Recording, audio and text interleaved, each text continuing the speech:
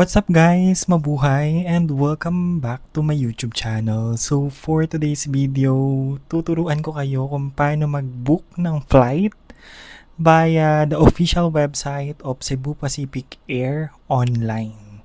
So let's go! I never made it, but I know what it takes. I'm motivated by a mix of emotion. Got my statement, and I'm reading it slow so I can understand it fully. Appreciate my... So ayun guys, ang una nyong kailangan puntahan is the official website ng Cebu Pacific Air, which is this one. But before tayo mag-proceed sa booking ng flight, ipapakita ko muna sa inyo yung super helpful section ng website, which is pag pumunta kayo sa manage and then actually in the booking and then seat sale, ito yung pinaka-helpful na page wherein makikita nyo kung saan-saan merong sale currently. Makikita nyo kung how much yung base fare and kung from when to when yung travel period ng flight, no? So probably if, for example, these ones are domestic, and then I think meron din namang mga international flights, which is katulad nito, merong Manila to Macau, to Ho Chi Minh, which is in Vietnam, 'di ba? Up to Manila to Sydney. So, if you go to the homepage of the Cebu Pacific Air, what I would suggest to you is you create an account, you sign up here. Para smooth and seamless yung pag-booking nyo ng flight online. So, yun yung maipapayo ko na tip number 1. Kasi if you already have the account and you purchase a flight booking, then mariretrieve mo siya from there. No, yung booking mo ma-associate to that account, and then later on if you wanted to add add-ons like food, yung seat selection, additional baggage, pwede mo accessible siya from there. No, so it's better to sign up. For me kasi I already have an account, so I will just log in. So it will ask for my password and email address. So I'll just select and verify. And then maglo-load ulit siya dun sa home screen after ng login no account. Okay.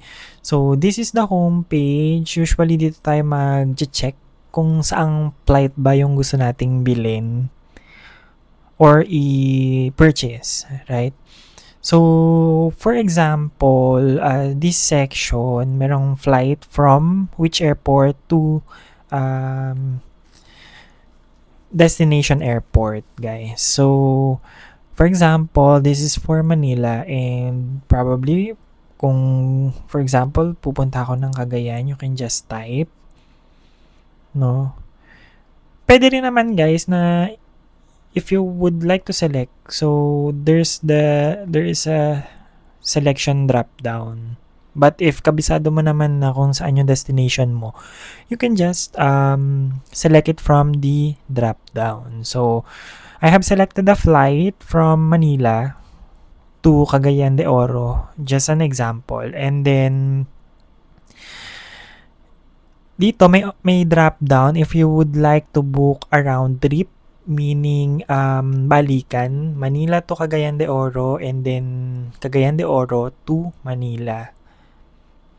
Meron din namang option for one way if you would like to book a flight from, for example nga in my case, Manila to Cagayan lang, no? And then if you would like to book as well a multi-city, so for example, you want to book a ticket from Manila to Cagayan de Oro, and then yung pauwi gusto mo from Cagayan de Oro to Clark or to Cebu. Pwede yun, guys. But in this case, I just select the round trip, no? And then there's two options pa, no? Yung depart, kung kailan gusto nyong mag-depart papuntang Cagayan de Oro and then yung pabalik. So, if you select the date, drop down the date picker, no? Makikita nyo agad na merong mga base fare dun sa calendar. So, it's a good option din naman with this calendar picker kasi kita nyo na yung kung magkano yung base fare, no? Hindi pa kasama dito yung mga additional charges. But, on a quick glance, makikita mo kasi kung anong date yung mas mura, no? While upon booking. So, minsan-minsan kasi may mga sale katulad kapag nakita nyo sa July, 'di ba? 699 yung base fare niya. So, pag tingin nyo dito sa December, 799 na siya. So, at least makikita mo from here agad-agad na yung base fare niya is kung mababa or mataas, no? Kasi pag bumalik tayo, for example, sa May, it's 4.3. Expensive na siya, no? If you have the flexibility naman with the dates, better kasi mas mura. For example, itong 699, no? If, for example, select natin is July 4 to 12, so masaselect na siya. And then, click nyo yung select dates, no? Yung base fare dun sa round trip na yon is 1398, no? And then, may option na ganito. So, pwede kayong maglagay kung ilang adults yung kasama nyo sa trip nyo. So, as an example, for me, just one lang. Pero if you have a companion, so, select nyo rin. There's also, option for children, no? Yan. Select nyo lang sa drop-down as well as the infant. And then, if you do have a promo code, so you can actually input there as well. But in my case, in this example, I just put one adult for this Manila to Cagayan trip. And then click yung search flights. So, it will actually load the list of available flights during that day na sinelect natin, no? So, let's just wait a moment to load all the flights available that day. Usually, multiple flight per day. Sometimes naman isa lang din. So, depende kasi sa route ni Cebu Pacific. So, in this case, there are multiple flights that we can see here, no? That is departing in Manila and going to Cagayan. So, from 4 a.m. to 5:45 a.m., ang dami niya. Merong 4:55, may 9, 10, 11, hanggang 7:15 p.m. Meron din namang may connecting via Cebu. No, kaya lang pag connecting part, medyo mahal na siya and time consuming. So, for me, I would choose yung as much as possible direct flight para hindi na sayang yung oras natin. Kasi kapag connecting, mag-layover pa yun. Just an example here. Mag-layover siya sa Cebu. And then, 'di ba, mag-wait ka pa nun para mag-boarding again going Cebu to Cagayan naman. So, on my case, siguro I select na lang one from here. So, it depends again on your flexibility and availability. But, I think, just for this example, I select the 7:40 a.m. So, ang departure ko is 7:40 and then arrival ko in Cagayan would be 9:25 a.m. estimated.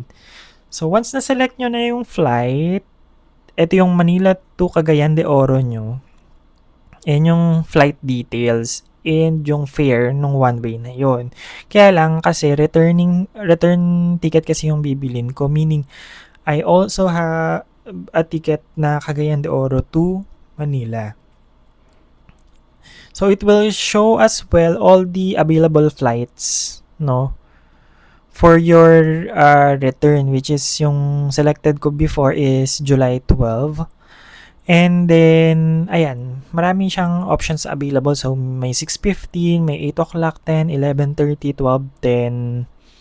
Meron din namang mga connecting flight, but more pricey.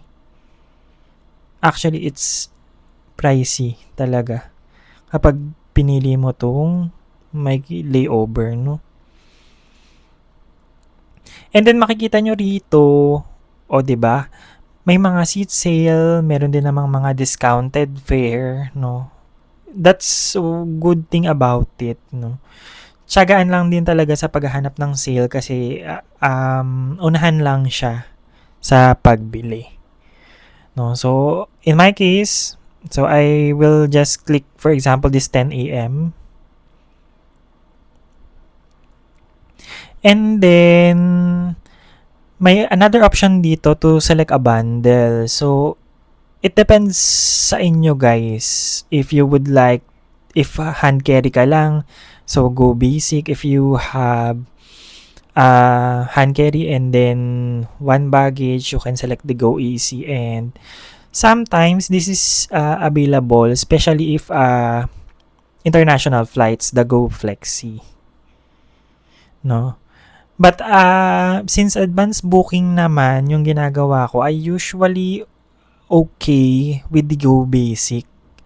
Kasi once nabayaran natin yung flight, I can add add-ons for the baggage later on, no? Yan, you just select it and then continue. And then wait for it to load. Yan. Okay, let's just wait a moment. Okay, this one. So, need mo na i-input dito sa page na to yung information nung traveler, no? In my case, kasi nakapag-book na ako before, so I already have the I'm traveling option. So if I take this, it will just input my details already. Yan. No? Yan. And then you just put your date of birth, the nationality, and if you do have Go Rewards para sa points, you can do that. And then the contact information. So for me, I'll just select sample date.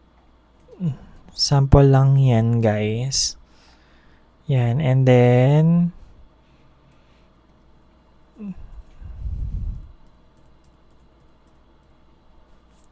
sample number lang din, guys, just for this booking. Email this is important, guys, yung contact information, no? Of course, hindi naman natin masasabi, just in case magkaroon ng aberya, at least dapat meron kayong emergency contact information. And then click nyo lang tong checkbox na to and then continue. Okay, and then it will load the page to customize your flight if you wanted to add add-ons.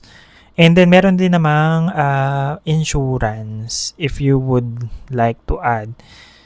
Ako, kapag domestic, I usually don't add na the insurance. But guys, it is better to add insurance just to be sure, no? Ano na lang yun? Option nyo na lang kung gusto nyo bang tanggalin or hindi. Advisable talaga na mayroong travel insurance.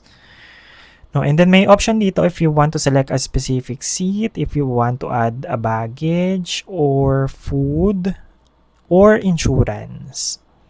No? If wala naman, if you don't want to add anything, you just click continue. Yan, and proceed anyway. And then, so it will go to this page to review the booking before proceeding. Just click the checkbox. Of course, guys, review all the details. Your total amount is 4,712.36 at the time of booking. Sale pa yan, guys, no? Pero mas liliit pa to guys kung ang seat sale is piso sale, no? And then click nyo lang yung continue. Then it will redirect to a page, no? Na kung saan magbabayad kayo ng payment for that. Kaya lang na-reload. So let's see if mag-continue siya sa payment. Okay, let's tick the checkbox again. And then let's just wait for it to load. Guys, sometimes talaga medyo mabagal din yung site. May different factors yan. Maybe on your internet. Kapag sale lalo, medyo mabagal din. Kasi syempre unahan sa sale, no? So, next page is the payment page. Hopefully mag-push through siya para maipakita ko sa inyo guys kung paano mag-pay. Okay, just waiting for it to load. Okay, here we are, no? So, there's the Go Reward options. You can pay via Go Rewards. If you have travel fund, you can also pay through that. There's an option for credit, debit, or prepaid cards. So, if you want to pay via credit card, this is the place for you. You can also pay through e-wallet. It could be PayPal, GrabPay, Maya, or GCash. So, if credit card, you just fill in the details, tick this checkbox and submit it. But for this tutorial, hindi ko na siya ipo-push through because for demo lang naman itong Manila Cagayan, no? But once nag-succeed yung payment niyo, usually mag-email yan, no? Magsisend siya ng email. Dito sa screen nyo, lalabas yung itinerary details nyo nung flight nyo, which is yun yung ipapakita nyo sa airport, dun sa ticket counter. So, better na i-save nyo yun, but then, magsisend din naman siya ng itinerary details and receipt sa email address nyo, no? And then, that's it guys. Once you paid it, nakuha nyo na yung flight itinerary, confirmation details, i-keep nyo lang yung copy nun and then you're good to go, no? If you wanted to add naman the add-ons and kung gusto nyo ng food or additional baggage to your flight, you can actually access it through the Cebu Pacific Air website pa rin naman. Just log in your credentials, go to manage booking, and manage nyo lang yung travel itinerary na need nyo i-update, no? Kung gusto nyo mag-add ng baggage and stuff. So, I think that's it. I hope guys na natutunan nyo kung paano mag-book ng flight via Cebu Pacific Air. Mabuhay and God bless.